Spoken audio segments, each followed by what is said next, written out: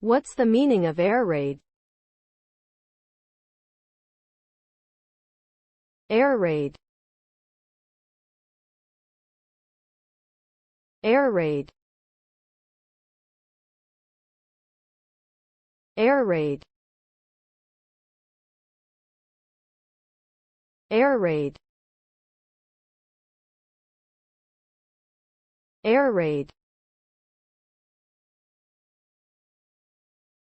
Air raid refers to a military attack conducted by aircraft, typically against ground targets such as cities, factories, or military bases. The result of an air raid can be catastrophic, with massive destruction and loss of life. The use of air raids has been a feature of many conflicts throughout history, including World War II, where it was used extensively by both the Allies and Axis powers. Air raids can also have long-lasting effects, including environmental damage and psychological trauma.